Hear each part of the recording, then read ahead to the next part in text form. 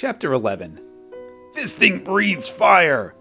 I hear it incinerates everything it touches, and that is so powerful, your eyes will burn just by looking directly at it!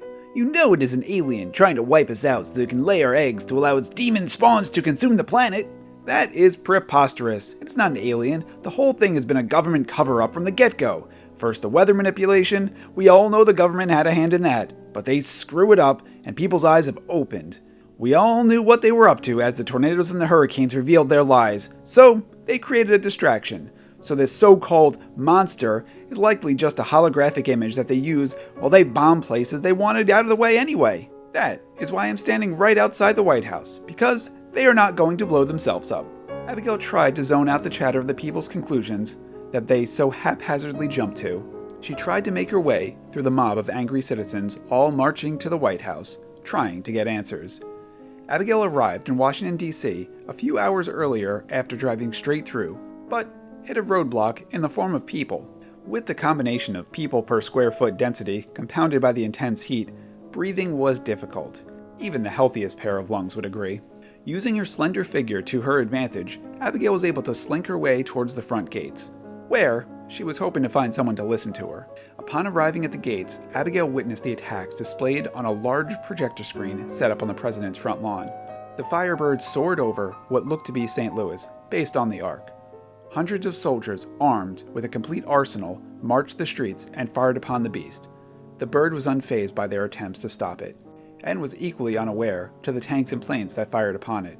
After cruising in the air for about 2 minutes, the bird changed direction to the ground and did a nosedive straight into a gas station. Upon striking the earth, the ground and everything around it was engulfed in flames, and after the flames reached the camera filming the display, the screen turned to static. The projector then went back up again, now showing the bird over London. Abigail turned to a man who looked as though he had been standing there for a while and asked, "This is not live, is it? Where's the thing now?" "They've been playing the attacks on loop since I got here. As many cities as they were able to get digital videos from, they are playing. I am guessing to unite the public against a common enemy. London was last night, and St. Louis was this morning.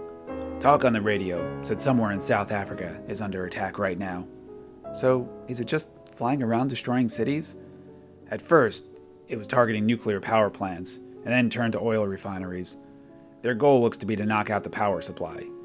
It's a good military strategy. We are dealing with professionals." "Professional what?" "A superior race who knows how to dominate a planet."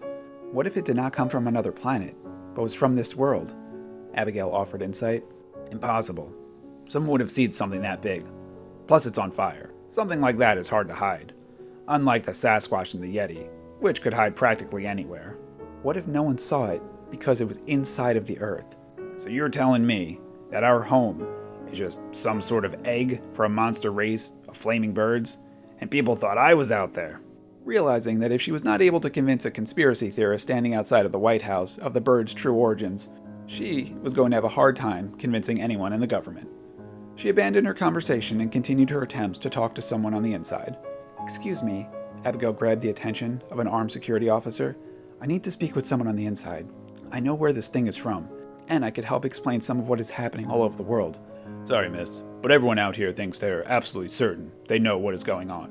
And I have heard about 203 different stories. Now, they cannot all be right, but I am sure yours must be. Would you care to enlighten me what is really going on?"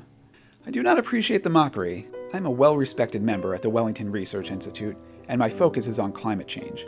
The climate change was being caused by the bird, which was nested inside of the Earth and surfaced out of a volcano.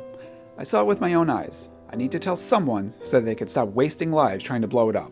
We need to coerce it back into the mountains. It's been part of our ecosystem and must remain so. Otherwise, this could throw everything off the delicate balance."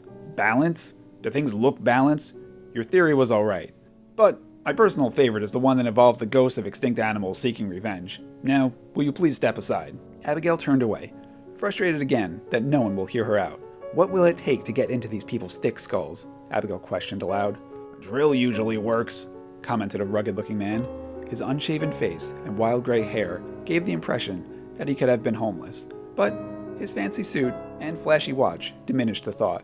"I heard what you had to say, and I know you're right." "Excuse me?" Abigail turned her head, intrigued. "I know you were right. the man repeated in a raspy voice. People are not willing to accept the fact that this so-called monster was living amongst us, and in fact helps maintain the homeostasis. But if no one will listen, what good is it having this knowledge? Do not lose hope. There are reasons to know everything. You are a very powerful woman. I can tell by your presence. And there are people that will listen to you. You have just come to the wrong place. When have the men that run this country ever done anything remotely intelligent? If they cannot bomb it, they are not interested. Pardon my bluntness, but if you loathe them so, then why are you standing outside of the White House? I am waiting. Waiting for what? I'm waiting for you. Caught off guard by the disturbing tone in which the man delivered the last sentence, Abigail took a step backwards into a wall of people. I better be going now. Wait. The man reached out his hand, grabbing Abigail by the arm. I did not mean to come off in such a manner. I am waiting for someone who knows the truth, and I want to help lead them, lead you, in the right direction. Here, take this card. On it, you will find the name of a woman who will listen to you. She is much more than she seems. She knows exactly what we need to do. Abigail took the card and read it over.